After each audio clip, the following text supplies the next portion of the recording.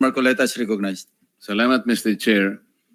Hindi ko na po nakikita si Secretary Boying Remulla, Mr. Chair. Meron po bang naiwan na USEC man lang ng Department of Justice? Anybody from the DOJ?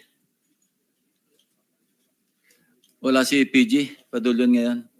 Anyway, he will come back at 1:30 to 2, between 1:30 and 2 p.m., Your Honor. Kasi kaya importante po ang aking itatanong sana sapagkat kaninang tinatanong ko siya, pinipilit niya yung opinion niya na kinakailangan talaga magsoli yung mga diskaya para tanggapin niya yung aplikasyon. Wala naman po talaga sa batas yun. Ipipilit ba ang opinion ng isang undersecretary o isang secretary ng Department of Justice samantalang maliwanag na maliwanag po ang requisites ng batas? Itingnan mo po natin ngayon, Mr. Chair, ang dilemma nitong dalawang mag-asawang ito. Narinig po natin ang supplemental affidavits nila. Sa aking palagay, very extensive revelation ng mga pangyayari na ating binubuksan ngayon.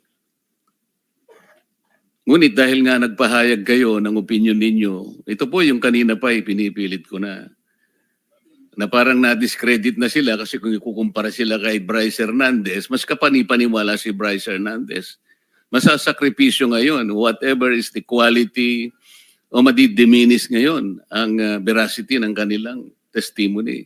Ito po yung kanina pa gusto ko nang sabihin sana. Paano natin paniniwalaan sila ngayon kung nakapagpahayag na tayo ng opinion tungkol kung sino po yung dapat paniwalaan dito? For the record, Your Honor, naniniwala ako sa kanilang mga pahayag ngayon. Alam niyo, yung credibility, relative yan eh. At one point, si Bryce Hernandez, as I also mentioned, was not credible. He started becoming credible because of new revelations. Afterwards, he may not be credible again. Relative po yan eh. Kaya Hindi po, pwedeng, wala pong cast in stone na credibility, walang cast in stone, especially in a hearing like this. yung pinakamaingat nga po na gagawin natin, minumungkahi ko, Mr. Chair, na huwag na po tayong magbigay ng opinion. Makikita naman po natin sa pagdaan ng in the course of our discussion kung sino talaga ang maglilinaw na makikita nating nakakatulong sa ating pagdinig. Ito lang po ang gusto kong sabihin. Pangalawa po, ang mga diskaya lamang ang unang nagbigay ng sworn affidavit nung i-float ko po yung paraan na maaaring makatulong sila ng higit sa pagtuklas natin kung sino talaga yung mga proponents. Wala namang iba eh. Sila yung nakipag-unahan. At dahil doon, naimungkahi ko nga, sapagkat yun naman ay nasa batas talaga. Nasa Section 4 po ng batas ng WPP. Kaya po namin sila kinonsider. Ngayon, kung sasabihin po ng Department of Justice na kinakailangan pa palang testingin ang kredibilidad, ang sincerity, yung goodwill, na wala naman po sa batas yun, paano po yung aplikasyon nila? So sa mga tweet, yung batas po, yung batas mismo na tinatadhana para sa mga ganitong klaseng pagkakataon, hindi po nabibigyan ng katuparan. Ang sinasabi po nila, kinakampihan ko raw ang mga diskaya. Hindi po, tuntunin natin from the beginning. I am very consistent. Ang batas po ang aking sinusunod, ang tinutuntun ko. Meron po kasing isang taong nagsabi, nag-intriga, nagpalabas ng kung anong klaseng intriga, na ako raw po, o maring hindi ako, isa raw mambabatas ang lumapit sa diskaya, humihingi raw po ng 1 billion pesos. Para po yatang nagkasundo sa 120 million na lang. Isip-isipin po ninyo, kapatid po yata yun ng ating colleague, si Ben Tulfo. So ngayon po, ang dami nagsasabi na baka ako yun. Sa akin lang po, okay lang yung magpalabas sila ng ganun eh. Basta may maniwala lang sana na mas maraming tao na hindi totoo ang sinasabi. Para sa akin, okay na po yun eh. Mr. Diskaya, meron bang pagkakataon ako nagpahaging sa iyo ng kahit ano pa? Your Honor, wala po talaga. Saan ang galing yung binanggit ni Ben Tulfo na merong isang mambabatas? Your Honor, wala po akong idea, Your Honor. Hindi po Ben Tulfo, Ramon Tulfo pala. Sorry. Your Honor, wala po akong idea, Your Honor, kung saan po nanggaling.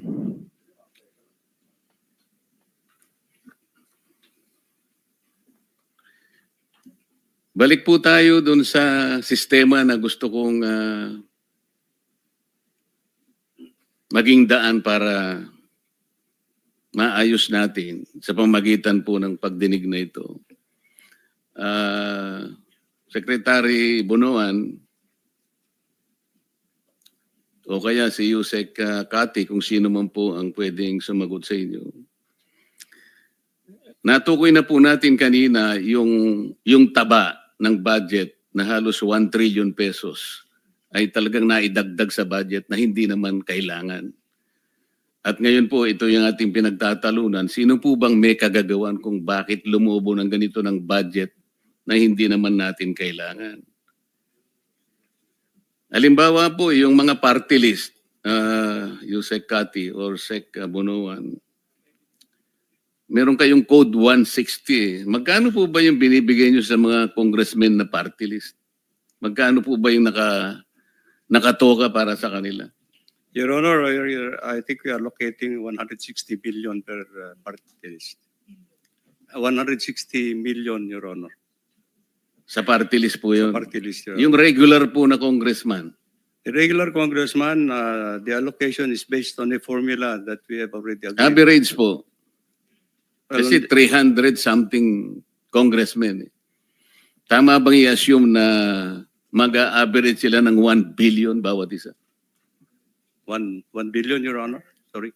Opo. On the average, Your Honor, maybe. Yan nga po. So, tingnan niyo po niyo yung lopsided. Tingnan po niyo yung pagkakaya. Pag party list ka, masaya ka na po sa 150. Nagsimula pa po yun, 130. Totoo po yan. Kasi po matagal akong nag-party list eh. Kaya po pag sinabi ng speaker sa amin, ang para sa inyo, ganito, magsimula na kayong maglista. Nationwide po ang constituency ng party list. Kaya po, magsimula. Saan mo dadalhin yung 150 million buong Pilipinas? Kaya po, merong isang barangay, sasabihin ko sa kanila, pwede bang 500,000 na lang muna kayo? Kasi paghahatian po ninyo ito. Sasabihin sa amin ng ibang mga barangay kapitan, sa kubeta lang po, hindi na po kakasa ito. Kawawang-kawawa po ang party list. Regular, 1 billion. Samantalang ang distrito po niya, lalong-lalo na po kung Batanes. Ilang tao lang ba ang Batanes? Yung Butante yata ron, 9,000 lang ang Butante. Pero meron siyang 1 billion. Ang party list, nationwide ang constituency, masaya ka na sa 150. Ito yung sistema pong mali. Hindi ko malaman paano po ninyo ina-allocate. Yung allocation po ang problema rito. Yung pong code na 143, USEC, para saan po yun? Magkano po ang nakatoka ron? Pwede pong i-clarify, ano po yung 143? Yung pong mga insertions, magkano po yun? Kanina po pinag-usapan natin. Sa Congress, magkano po yun? Sa House of Representatives. Yung House of Representatives, Your Honor, meron yung leadership fund din. Natapos na po tayo doon. Okay. Your Honor. Sama-sama na po doon. Nasa 450B na po yun. Pati yung allocable. Yes, Your Honor. Yeah. Yun po yung...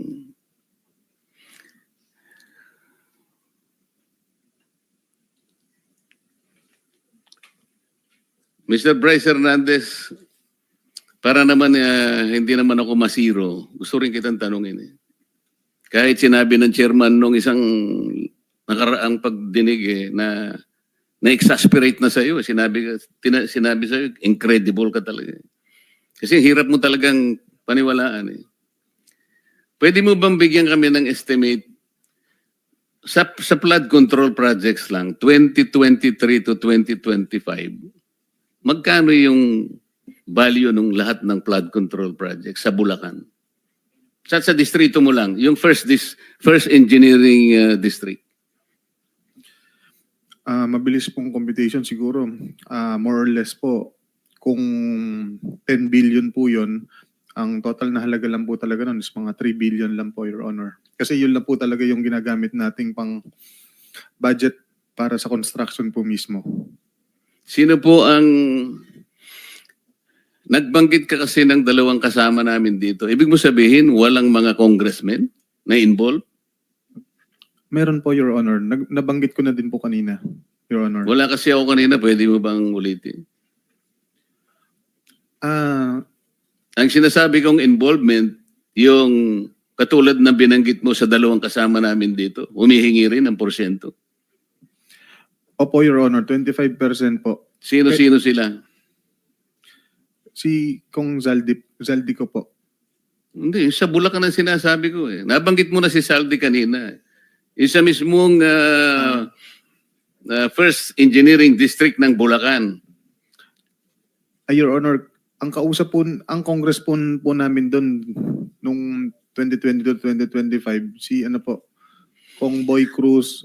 Kaya nga, sila rin ba ay ganun din ang patakaran, kumukuha rin, kagaya na sinasabi mo sa dalawang kasama namin dito? May pag-uusap po sila ni Boss Henry. Alam mo rin yung pag-uusap eh. Kasangkot ka rin eh. Magkano nga? 30. Hindi po, Your Honor. Ang alam Magkano? ko po, 15 to 20% lang po. Sino-sino sila? Yung congressman po na, nung panahon pa yun, no 2022, si Kong Diche Pancho po, tsaka si Kong Boy Cruz po. 23, 24, 25. Sino-sino sila? Yun po sila po, Your Honor. Sila po ang congressman dun sa panahon na yun, Your Honor. Sino-sino ba yung congressman ng First Engineering District? Hindi mo kilala? Yun nga po binanggit ko po, si Kong Tina Pancho po, si Kong Boy Cruz po, saka si Kong Danny Domingo po. Sila po. Silang tatlo lang Sila lang po ang congressman po namin. ng First Engineering District. Yes po, Your Honor. So sila, 15 to 20, paano yun? Opo, parang ganun po, nasa 15% po to 20%. Pero doon po pumapasok din yung nabanggit po ni Congressman Toby Chanco na meron pong yung mga bumababa po sa lugar nila na wala silang idea, basta bumababa na lang po, doon po yung meron pong parking. So si Congressman Saldico, ilan naman ang sa kanya? Nasa 25% po, Your Honor. 25% ng how much? Kung magbaba po siya Kanina sabi mo 3 billion, di ba? Opo, kung magbaba po siya ng 1 billion, that's 250 million po, Your Honor. Sinabi mo na kanina yung total sa First Engineering District, 2 billion pesos. 3 billion pesos, kamo.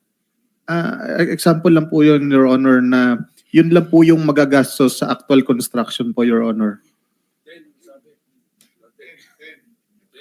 For example, na 10 billion po. Pero ang magagastos, Ang magagastos lang po talaga sa actual na pagpapagawa ng proyekto is kung 10 billion po yung budget, nasa 3 billion lang po. I think matitira 7 billion. Yun po doon po pumapasok yung mga iba-ibang gastos, Your Honor. Kasama na po yung proponent. Ilan nga yung gastos para sa proponent? Yun ang malaki. Opo, Your Honor. Ilan sa 7 billion ang para sa proponents? Yun po, 25 to 30% po. Magkano nga yun? 2.5 to 3 billion po, Your Honor. 2.5 to 3 billion? Yes po, Your Honor. Opo. Of 7 billion. Hindi po. To 25 to 30% of 7 billion. Kaya nga 3.5, 2.5 to 3.5. Your Honor, hindi po kasi ano po, ang titingnan po kung magkano po yung ibinabang budget sa appropriation. For example po, 10 billion.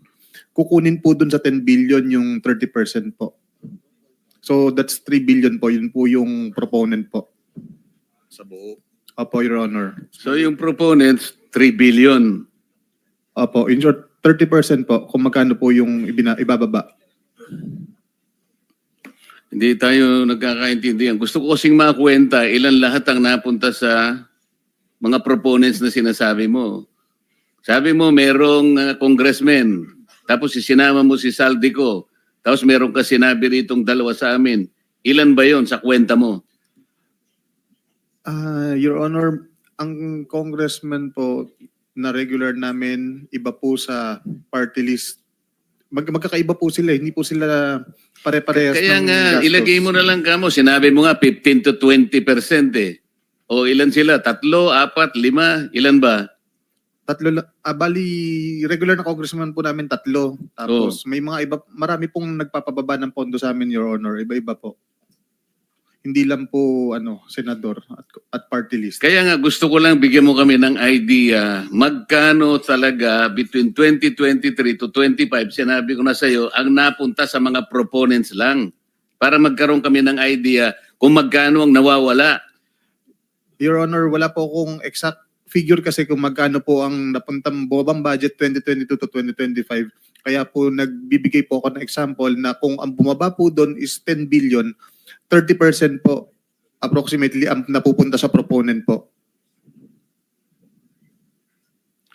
Naiintindihan ko yun eh. Kaya nga, kwentahin natin magkano nga lahat ang napunta sa proponents using your own example. 3 billion po, Your Honor. Lahat na? Yes po. Lahat na? Approximately, Your Honor, ganun po. Paano natin ngayon kukwentahin yon? Kasi, alam mo, narinig ko si chairman sa isang privilege speech niya, 2023 to 2025, yung pinanalo nyo sa nilustay yung pera sa casino, 2.1 billion yata. Okay. Si Boss Henry po. Hindi, bali sa privilege speech ni chairman, Apo. 2.1 billion na yung inyong ipinatalo. Ngayon, sa proponent sabi mong ganyan, 3 billion. Apo. For example lang po yan.